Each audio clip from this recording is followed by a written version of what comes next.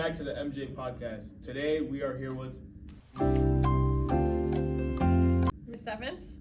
And we'll be talking a little bit more about her coffee shop, Inclusion Week, and all the other stuff. So, Ms. Steffins, how did you ensure that every student feels valued and included during Inclusion Week?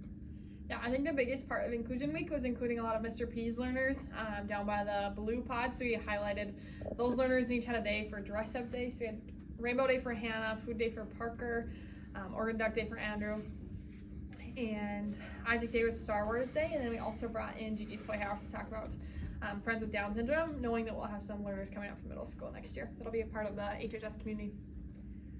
What steps did you take to encourage open dialogue and understanding among peers during Inclusion Week? I think the biggest thing was letting everybody know who's at Hoace High and everybody with whether what facets of the building they're in, and then just talking about what inclusion looks like, what it looks like to care for everybody and have everybody be able to have the same opportunities and accessibility to things. So, in what ways did you showcase the diverse talents? Would it be the Inclusion Week thing? Peer-to-peer panel would probably be a big one. Isaac was able to come up and kind of talk about how he has friends that come and help him with things. So we have 39 people signed up next year for peer-to-peer, which means that you get paired up with another learner and you get to go out and help them maybe participate in an elective class or help with course. Cooper Fuchs helps Isaac with math every other morning and just helps him have one-to-one. And then we have a couple kids that are in my foods classes or an art class and get better opportunities in that realm. So that's one way to encourage it, I would say. We see you drinking some coffee right now. So what's the biggest motivation in running the coffee shop? Since you're a coffee shop person. Coffee shop person.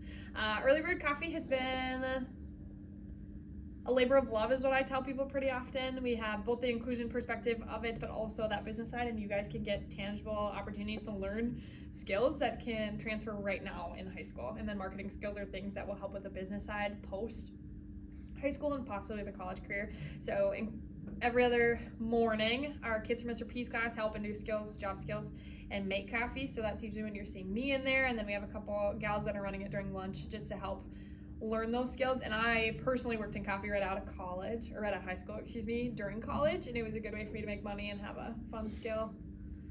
So, what strategies did you implement to ensure that the coffee shop is a welcoming space for everyone, including customers of all backgrounds? I think just the variety of things we offer.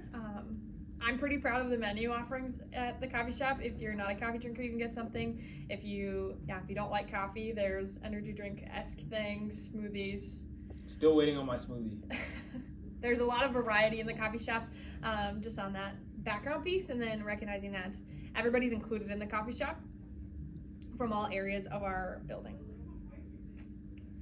Do you think more students should work in the coffee shop? If yes, why?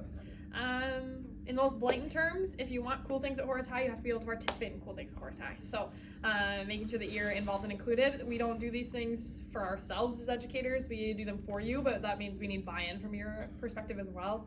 And the job skills training, customer service, ability to talk to people and take orders, all those things are really transferable into any role you have. And you gotta learn a lot of cool things. So how has the success from the coffee shop benefit you as an individual?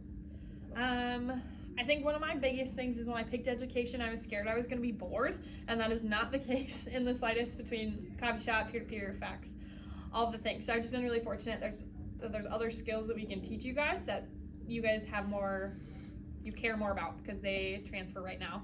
And it's been really sweet in my second year of education to be able to do really cool and kind of wild things that I never thought that I would have gotten the opportunity for.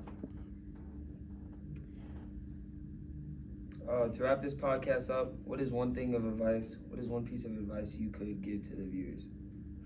I think try things and learn things. A lot of the things that we do in this building are for your benefit, so be able to step out and do them, whether that's being uncomfortable and going to a class with somebody that you don't really understand or know, or working in coffee and learning a new skill.